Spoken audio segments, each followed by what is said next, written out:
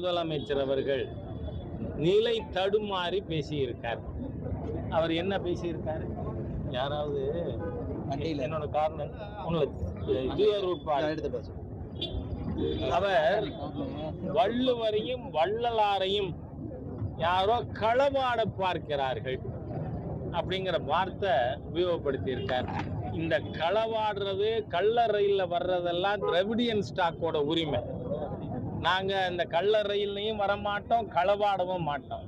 ஆனா வள்ளுவர் யார், வள்ளலார் யார் அப்படிங்கிறத பத்தி அடிப்படை ஞானம் இல்லாத ஒரு நபர் இன்னைக்கு தமிழக முதலமைச்சர். நீங்க திருக்குறள் கட்டமைக்கப்பட்டிருப்பதே சனாதன இந்து தர்மத்தின் அடிப்படையிலே.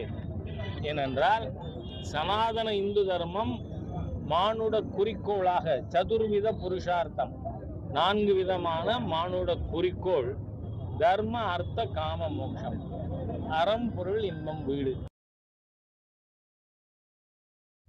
கட்டமைக்கப்பட்டிருக்கு. அதன் அடிப்படையில் தான் திருக்குறளும் கட்டமைக்கப்பட்டிருக்கிறது. நீங்க அதனால வள்ளுவரை விட பெரிய சனாதனி யாராவது உண்டா?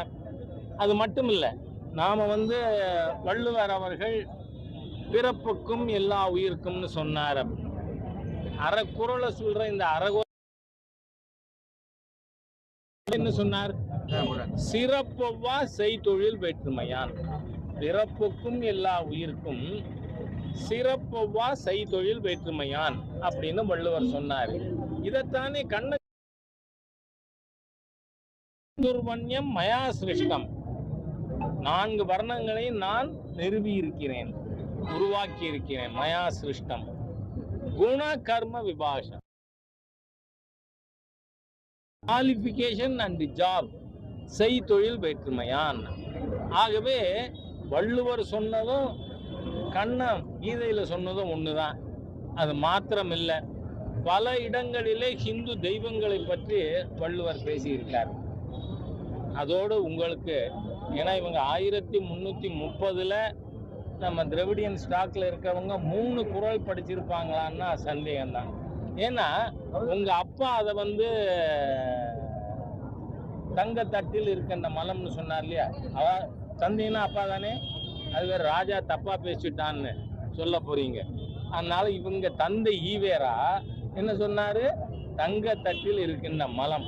நான் சொல்றேன், வள்ளுவர் திருக்குறள்ல 4 வர்ணம் பற்றியும் பேசியிருக்கார். அந்தனர், அரசர், வணிகர், வேளாளர். ஆகவே சனாதன இந்து தர்மத்தினுடைய ஒரு சாராம்சம் தான் திருக்குறள்.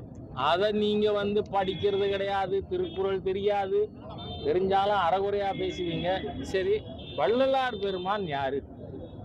நீங்க வள்ளுவருக்கும் அவருக்கு பாழின் நெத்தியா, அவர் கழித்திருந்த ருத்ராட்சம் வகைரா அதெல்லாம் இல்லாம நீங்க அவரை படம் போடுறீங்க.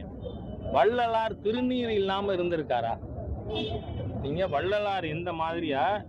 இது வள்ளலாரின் திருவருட்பாவிலிருந்து 30 செய்யுள் தினந்தோறும் 1 மாதம் ஒரு முறை படிக்கணும்னு சொல்லி நம்ம பதிப்பு திலகம் திரு சா மெய்யப்பன் அவர்கள் பதிப்பிச்சிருக்கார். அதுல திருவருட்பாவில் வள்ளலார் முதல்ல சொல்லி இருக்கிறது முருகன் தோத்திரம். அப்ப வள்ளலார் யாரு? நிச்சயமா உங்க தந்தை இல்லை, ஈவேரா இல்லைங்கிறது சொன்னேன். நீங்க தப்பா ஏதோ நான் கருணாநிதியை தப்பா சொல்லிட்டேன் நினைக்கப்படாது. அதுக்கு அடுத்து இதுல இருக்க லஸ்ட்ஃபுல் காதல் கதைகளை செடக்டிவ்